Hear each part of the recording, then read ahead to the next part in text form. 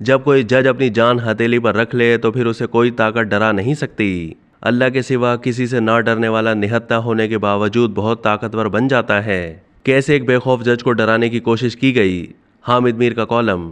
Senior सहाफ़ी और तजिया निगार हामिद मीर ने 13 दिसंबर 2012 को रोज़नामा जंग में शाया होने वाले अपने कॉलम बउनवान दरवेश जज में लिखा कि जब कोई जज अपनी जान हथेली पर रख ले तो फिर उसे कोई खुदकुश बम्बार डरा सकता है, ना कोई ताकतवर खुफिया इदारा मरऊब कर सकता है। ऐसे बेखौफ जज के फैसलों पर कोई हुकूमत अमल करे या ना करे, लेकिन वो जज कानून की बालादस्ती की अलामत बनकर तारीख के औराक में हमेशा के लिए महफूज हो जाता है। हामिद मीर ने अपने पुराने कॉलम में लिखा कि पेशावर हाई कोर्ट के चीफ जस्टिस दोस्त मोहम्मद खान भी एक ऐसे मर्द दरवेश हैं जो सूबे खैबर पख्तूनख्वा में कानून की बालादस्ती के लिए अपने साथी जजों के हमरा जान हथेली पर रख कर अदालत में बैठते हैं। खैबर पख्तूनख्वा एक ऐसा सूबा है जहां पिछले 10 साल से कोई महफूज नहीं। कई इलाके नो-गो एरियाज बन चुके हैं।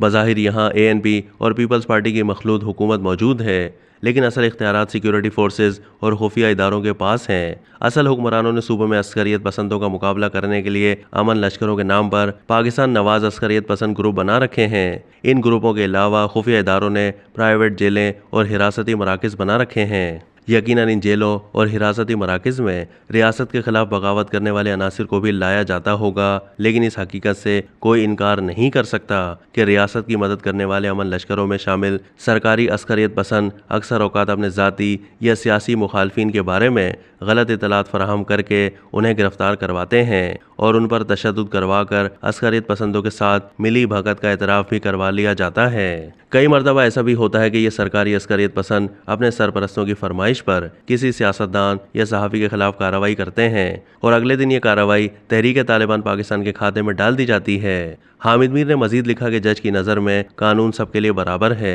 उसके सामने कानून तोड़ने वाले रियासत मुखालिफ अस्करियत पसंदों और रियासत के दिफा के जिम्मेदार खुफिया इदारों में कोई फ़र्क नहीं है और इसीलिए पेशावर हाई कोर्ट के चीफ जस्टिस दोस्त मोहम्मद खान ने हुक्म दिया है कि खुफिया इदारे अपने खुद साख्ता हिरासती मराकज़ ख़त्म करें। 18 दिसंबर से पहले तमाम ज़ेर हिरासत अफराद की फ़हरिस्त तैयार करके अदालत में पेश करें और अगर अदालती हुक्म नज़रअंदाज किया गया तो फिर फुल कोर्ट तश्कील दिया जाएगा जो फाटा और पाटा में जारी ऑपरेशन का जायज़ा लेगा, क्योंकि कानून नाफिज करने वाले इदारे दहशत गर्दी पर कंट्रोल में नाकाम हो चुके हैं। जस्टिस दोस्त मोहम्मद खान ने यह भी कहा है कि GHQ ज़ेर हिरासत अफराद की अमवात की तहकीकात करे और जिम्मेदार एहलकारों के खिलाफ कानूनी कार्रवाई करे। अगर आर्मी एक्ट के तहत कार्रवाई ना हुई तो फिर सिविल अदालतों में मुकदमे चलेंगे।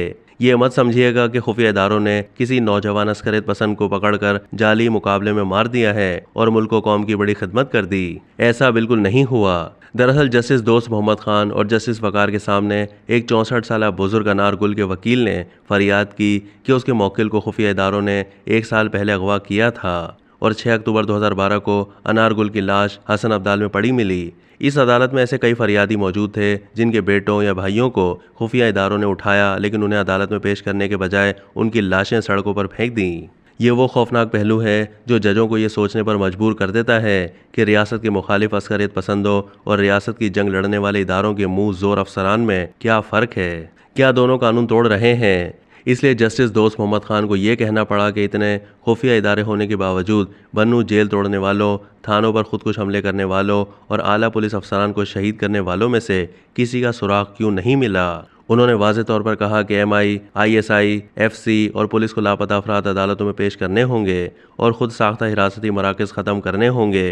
कुछ लोग ये इल्ज़ाम लगा सकते हैं कि जज साहिबान दहशत गर्दों पर दबाव डालने के बजाय खुफिया इदारों पर दबाव डाल रहे हैं। ये इल्ज़ाम सिर्फ़ और सिर्फ कानून को अपने जूते की नोक पर लिखने वालों की पॉलिश बनने के मुतरादिफ है। हामिद मीर का 2012 के कॉलम में मजीद कहना था कि खुफिया इदारों ने अगर वाकई ख़तरनाक दहशतगर्द गिरफ्तार कर रखे हैं तो उन्हें अदालत में पेश करें और उनके खिलाफ सबूत लेकर आएँ। एक अंदाजे के मुताबिक इस वक्त सिर्फ सूबा खैबर पख्तूनख्वा और फाटा में 3000 अफराद मुख्तलिफ इदारों की गैर कानूनी हिरासत में हैं। MI, ISI, IB, FC और पुलिस कम अज़ कम 3-4 ख़तरनाक मुल्ज़िमान के खिलाफ सबूत तो ला सकती हैं। इन 3-4 मुल्ज़िमान को सबूत के साथ अदालतों में पेश करके उन्हें सज़ा दिलाएं ताकि कानून की बालादस्ती कायम हो और जिन लोगों के खिलाफ कोई सबूत मौजूद नहीं उन्हें छोड़ना पड़ेगा। रियासत अपने आप को बागियों और जराइम पेशा अफराद से मुख्तलिफ साबित करे और अदालतों के साथ महाजराई करने के बजाय अदालतों के साथ मिलकर कानून की बालादस्ती को मुमकिन बनाए। इस सिलसिले में पार्लियामेंट को भी अहम किरदार अदा करना है और कोई ऐसी कानून साजी नहीं करनी चाहिए जिससे खुफिया इदारों को गैर ज़रूरी इख्तियारात मिल जाएं। मंगल को कौमी असम्बली की कायम कमेटी बराए कानून और इंसाफ ने फेयर ट्रायल बिल 2012 की मंजूरी दे दी। इस मौजूदा बिल के तहत कोई भी खुफिया इदारा वारंट हासिल किए बगैर किसी भी शख्स को गिरफ्तार करके उसकी तफ्तीश कर सकता है और किसी भी शहरी के मोबाइल फ़ोन और कंप्यूटर के रिकॉर्ड तक रसाई हासिल कर सकता है। मुस्लिम लीग नून और MQM ने इस बिल में कुछ तरमीम तजवीज़ की थी, लेकिन कमेटी की चेयरपर्सन नसीम चौधरी ने किसी की नहीं सुनी और ऐलान कर दिया कि बिल मंजूर हो गया है। मेरी इत्तलात के मुताबिक ANP को भी इस बिल पर एतराज़ात हैं, क्योंकि ये बिल आइन की कई शिकों से मुतसादिम है और ऐसा लगता है कि बिल का मकसद कानून को मजबूत करना नहीं है बल्कि खुफिया इदारों को मजबूत करना है। इस बिल की मंजूरी के बाद खुफिया इदारे किसी को भी लापता कर देंगे और लापता अफराद के लवाहिकीन को अदालतों से रिलीफ नहीं मिलेगा।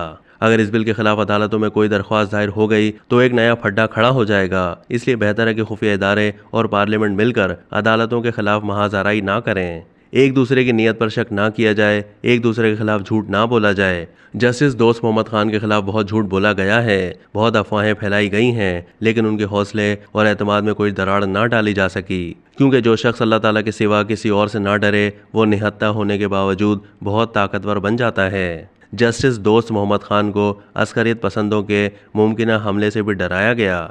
हो सकता है कि उनकी गाड़ी के नीचे से भी बम बरामद हो जाए और कोई उसकी जिम्मेदारी भी कबूल कर ले, लेकिन जनाब वक्त बदल चुका है। आज नहीं तो कल आपको खुद साख्ता हिरासती मराकज़ बंद करने होंगे और अदालतों का हुक्म मानना पड़ेगा। अब तक के लिए इतना ही। मज़ीद मालूमात के लिए डेली जंग के YouTube चैनल को सब्सक्राइब कीजिए।